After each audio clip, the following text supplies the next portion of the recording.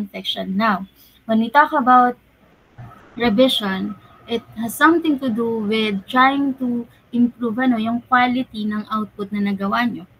Yan. So, correct yung sinasabi ni Ms. Desus and ni Ms. Hannah. Ang revision ay parang pagbabago o pag-aayos po ng isang gawa para mas gumanda at maitama yung mga mali. Correct. Because of course, when we try to write, perfect na ba agad yun?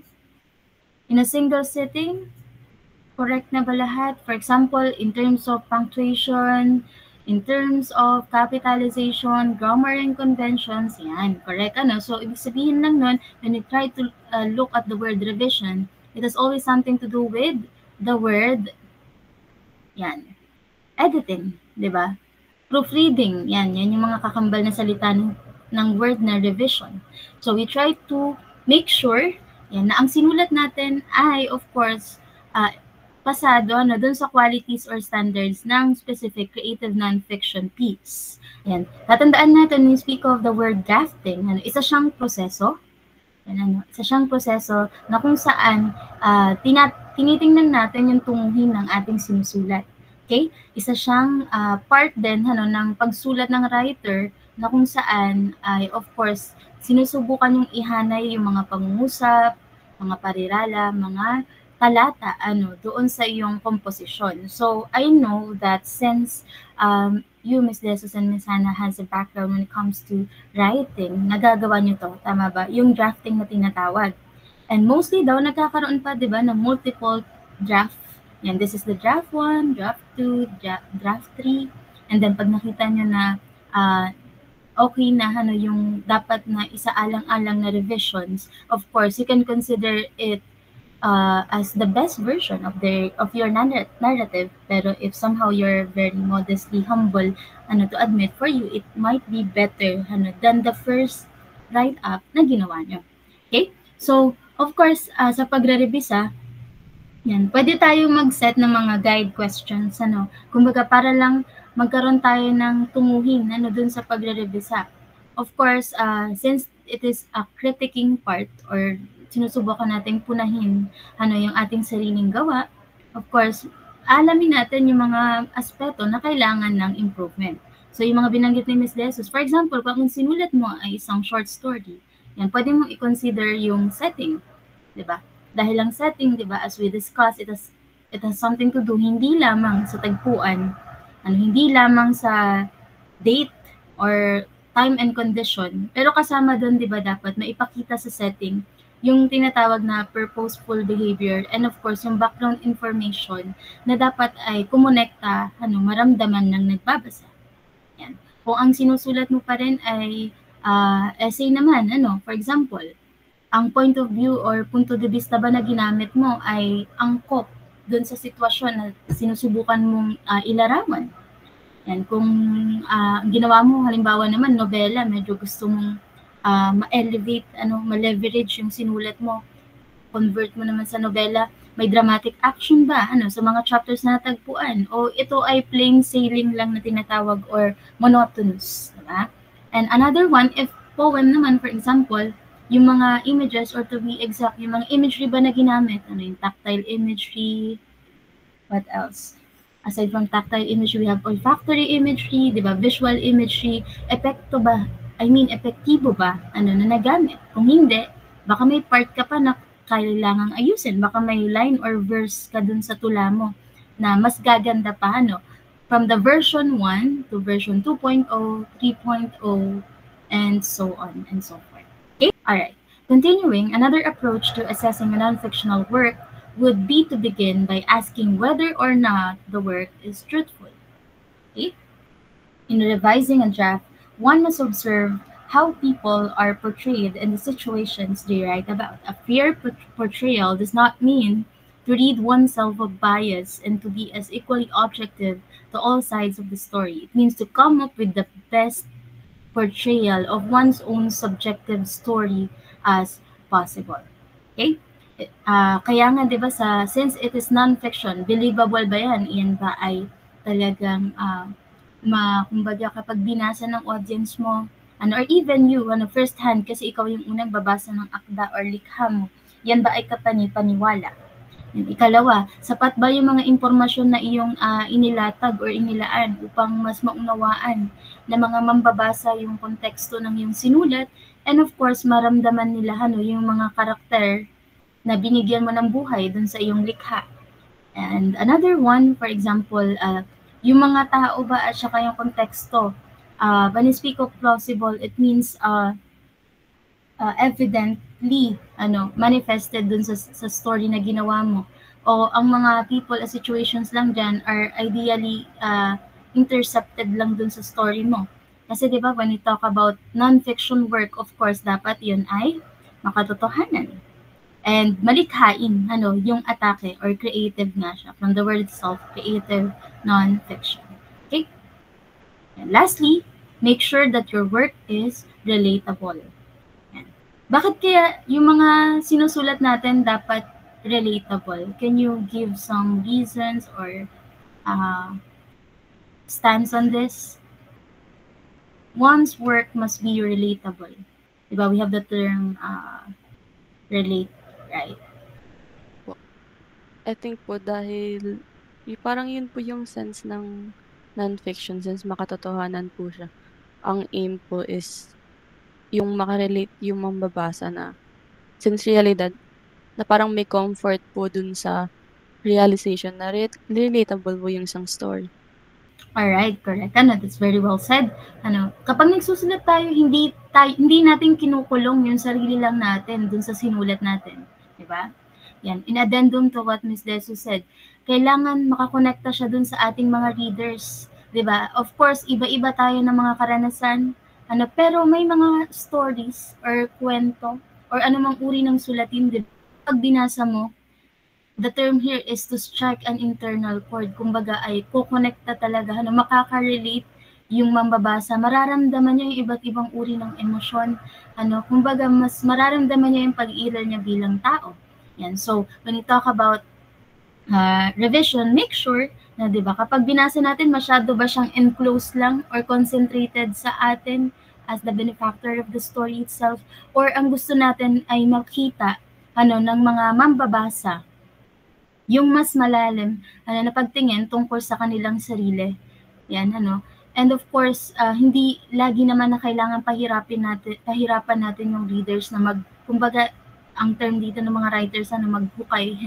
Yan, maghukay dun sa natin. Kundi, yan, ang nais natin ay malaman ng readers, na ang sinulat natin ay, kumbaga, salamin, ng katotohanan, salamin ng katwiran, salamin ng mga karanasan, na iba man yung naging forma ng karanasan na meron tayo, pero pinag-iisa tayo nito, through the similarities that it has had, perhaps when it comes to the lessons derived, diba, the emotions that you have felt, yan, So, ultimately, perhaps the most two important questions to ask in doing revisions are whether or not the things are clear. Yan, So, inaalam mo yung clarity, yung pagiging malinaw ng iyong sinulat, and of course, make sure whether it is interesting or not.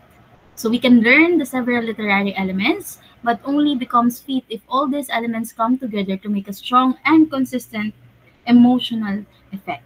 Right? So, kapag tayo sumusulat, malalaman natin na mahusay ang writer, aside sa nailat na yung mga elemento ng masining na pagsulat, na i-consider din niya yung tinatawag natin na strong and consistent emotional effect.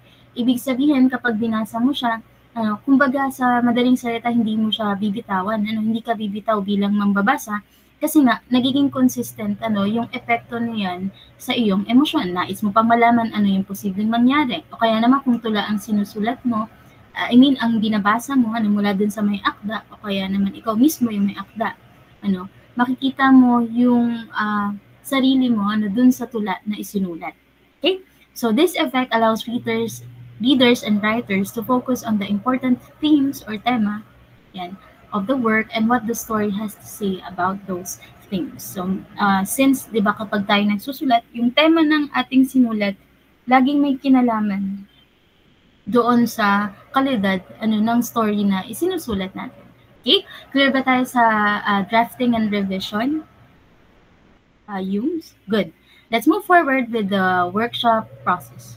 Okay, the workshop is a widely used strategy for writers to receive feedback on the work they intend to develop. Members of a group read a work by an author beforehand, and the author listens to feedback about his or her work during the workshop. This method can be done in class and among peers.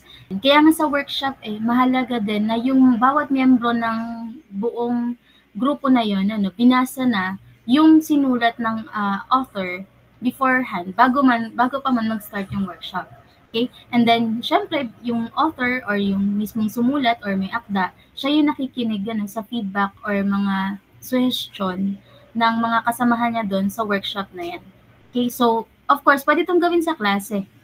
Or even naman sa mga experts sa field, and of course, itong mga peers na tinatawag or kumbaga, mga fellow creatives nyo, fellow writers. Hopefully nga, madagdagan ngayon, kahit sa mga locality nyo, we aim for such.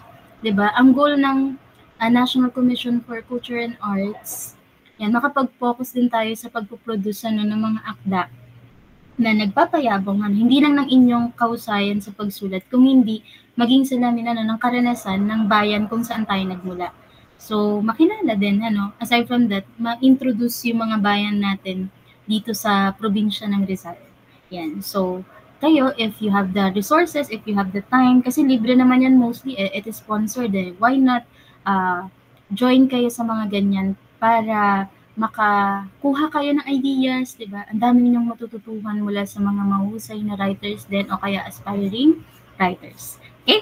Additionally, in doing workshops, those who are providing feedback, they are expected to be respectfully prepared. Kasi of course, kapag tayo, diba, nagbibigay tayo ng puna, make sure constructive. Kasi may mga puna na minsan ay medyo bias, subjective, o kaya naman ay meron tayong stereotype or prejudice nung nakita natin yung mismong author, nag-rely tayo sa, for example, sa aura niya, pero hindi dun sa mismong gawa niya. So gusto nating tuligsain, of course, that is not a no-no, kapag ginagawa natin yung mga workshops. Yan, kaya nga sobrang humble. Yan, kahit nga yung mga published author na kapag napansin ko kapag nag-feedback sila, yan, minsan nagjo-joke pa sila, and then they lighten the mood when it comes to giving their feedback. So from lighten mood palalim, so hindi siya agad mabigat yung ibibigay, so kumbaga titimplahin niya muna kayo bilang author para ma-condition along the way. Yan. So the least the group can do, totoo to, binabasa rin yung sinulat nyo. So imagine if you're attending a workshop, kumbaga parang nabibigyan buhay yung sinulat nyo, diba? Carefully, and they come to the discussion with something to offer. Yan, so nakakapag-share, sabi ko nga kanina, diba, it must be constructive and generative. The commenters should be sharp with their feedback. Yan, totoo yan, because they are pulling for the work's eventual success. So, sa mga workshop, for example, nakapagbigay na sila niyan, the rest of the day, binibigay yan talaga for revision. So, nire-revise namin. Titingnan ng, for example, ng expert in the field na apply ba yung komento nila or medyo lumihis tayo, may gusto tayong bagong gawin. So, sila naman nag-meet halfway kung ano yung gusto natin. Yung tatandaan ko pa nga sabi ng isang speaker namin sa pagsulat ng tula, pag nagsusulat ka daw para kang naguhubad. So, not literally but figuratively, diba? Na kumbaga, hinahayaan mong makita ng readers mo, ng writers mo, yung flaws, diba? Yung inconsistencies. Pero by that, nakikita rin yung ganda tsaka reality. Yan, So, tayo as creatives, kayo as yung students na alam ko talagang creative kayo when it comes to this, yan, make sure na kapag tayo, sinubukan natin gawin yung act of paghuhubad sa madla or pagsulat mismo, makikita nila what is not visible to the naked eye. Nararamdaman nila yung mga bagay na hindi pa nila naramdaman. O kaya naman, nagbibigay tayo ng pamilyar na emosyon na naramdaman nila and then kalaunan, nagiging, kumbaga, mitya. Yan, para sa kanila din na sumulat o kaya naman ay magkaroon ng mas malalim na pagtingin sa buhay. Okay? Of course, bilang manunulat, kayo, you shall be accountable. Pag sinabi natin accountable, di ba, it means responsible.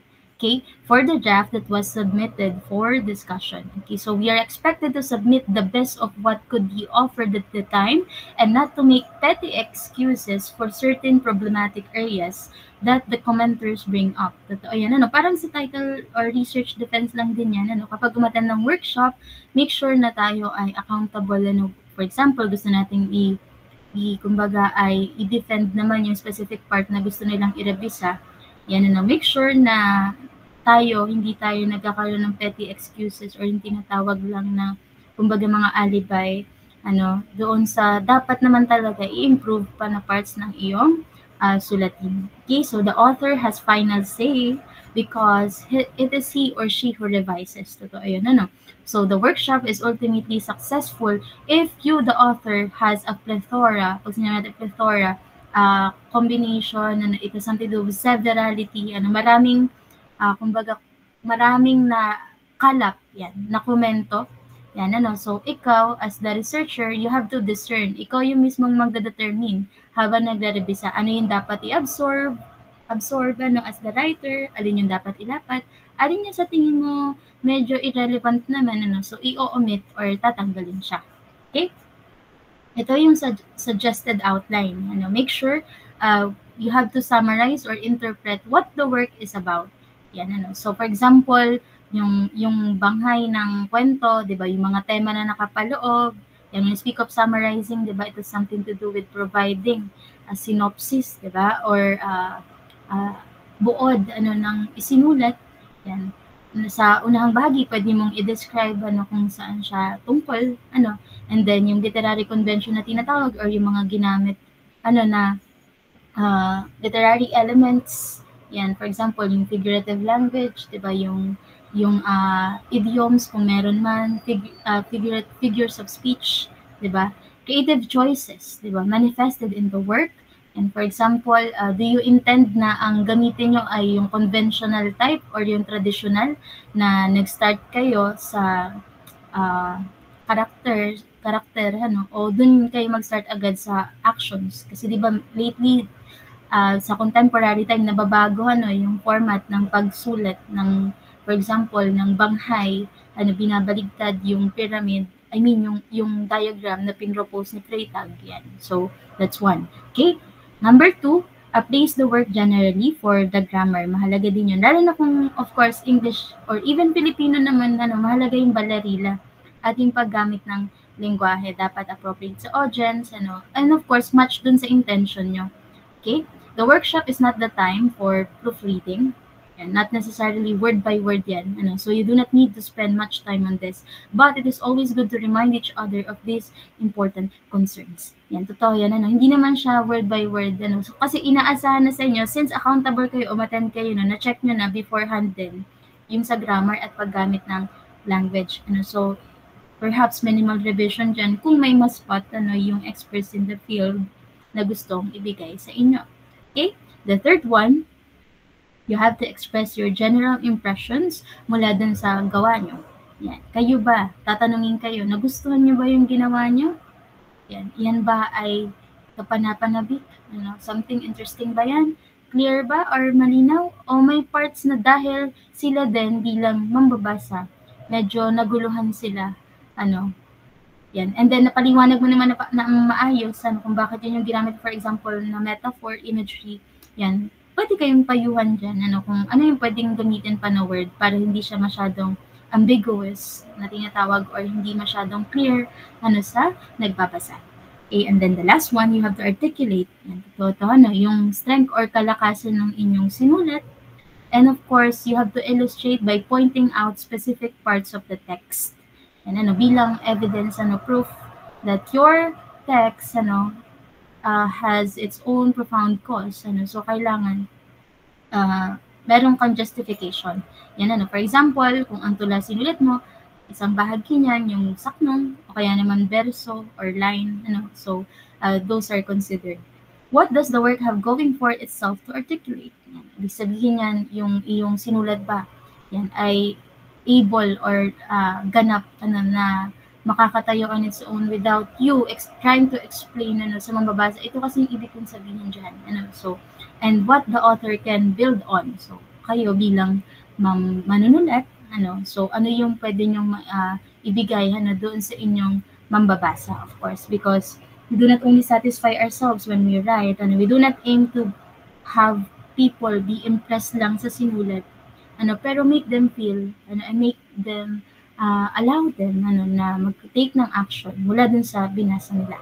Okay? The fifth one would be articulate the weaknesses. Kung kanina yung strengths or kalakasan, mahalaga din na magkaroon tayo ng point for reflection. Ano yung mga dapat pang improve? Ano yung kahinaan ng naisulat ko? So, pwede mo rin i-point out dyan, sa mga bahagi ng iyong sinulat.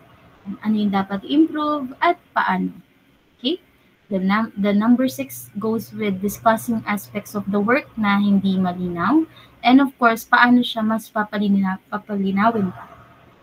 Number 7, you have to bring up things na hindi pa explored ng work mo but can be for a richer story. So, totoo yan, pag umattend kayo ng workshop, possibly kapag halimbawa nagustuhan ng panel ng experts o kaya naman ng mga peers nyo yung sinulat nyo and then medyo nabitin sila, so they aim for a richer story o kaya naman a richer combination, gusto nila ng antolohiya ng, for example, kung tulayan, combination ng mga tula and then i-compile mo. Kung short story yan, mag-aim sila na siguro dagdag ka pa ng isa pang set, o kaya naman baka pwedeng i-convert mo yan into a novel kasi maganda yung intent mo as the author and we felt yung genuine, 'di ba? Genuineness habang sinusulat siya. So pwede 'yun. Okay? Number 8, you have to offer the author several unexpected and even crazy ideas so that his or her conception of the work may be dislodged a bit. Yan, totoo yan. And expanded. Okay, so minsan 'di ba kailangan natin maging what's the term? The term here is crazy, unexpected ideas, 'di ba? Kumbaga yung quirky side mapakita din. So of course, para kasi minsan sa sobrang do you agree sa sobrang syempre tayo nagsulat, medyo dahil sobrang concentrated nung sinulat natin. Yan, may mga pagkakataon medyo kailangang basagin ng mga nagbibigay ng komento para mas makita mo, hindi ka maging blinded dun sa naisulat mo. So, isa yun sa pwedeng strategy na ginagawa kapag attend kayo ng workshop. And then, of course, number 9, recap, or review the major talking points from the discussion ginagawa. Kumbaga, generalize na or at the end of the discussion, yung mga key points or highlights. Kaya nga dapat kapag umattend kayo ng workshop, you have the attention to detail, nino-note-taking nyo, not necessarily word by word, pero yung essence, ng sinasabi ng inyong peers or even the experts. Okay, kahit naman sa klase pwede natin gawin tong workshop, 'di ba? Yung peer critiquing na tinatawag, of course, dapat kapag tayo gumagawa nito, napaghandaan talaga, napaghandaan siya. Alright. Continuing, yan So, yung number 10, you have to, of course, you as the author, you have to when it comes to workshop, allow the author to respond to the comments and questions if he or she chooses at the end. Yan, totoo yan. So, of course, malaya naman, karaniwan sa mga workshop, malaya ang binibigay ng mga nagpa-facilitate niyan na kumbaga bilang author din, para hindi ka rin mabombard ng question. One at a time ang mangyayari niyan. So, kapag may komento, may paglilinaw yung peers nyo or yung experts, pwede nilang bigyan ka ng pagkakataon, ano yung masasabi mo rito, hindi lang siya one-way communication, of course, bilang effective communicators and writers din, ina-allow naman kayo na magkaroon ng response, sa bawat question, para maging smooth, diba, magkaroon ng harmony, kasi after all, yun yung goal sa workshop, so hindi magpataasan ng ihi, kung sino yung pinakamagaling sumulat, kung hindi pagbibigay, yan ang avenue or pagkakataon, sa bawat isa, na maipakita yan, yung pinakang esensya ng sinulat niya. And then later on, syempre, magkaroon ng impact sa iba pang babasa. Okay? So, do you have any questions about revision? Attached herewith are the references. And so from Villanueva and Perez, Narratives in and of the Mind, Approaches to Creative Nonfiction with Exercises.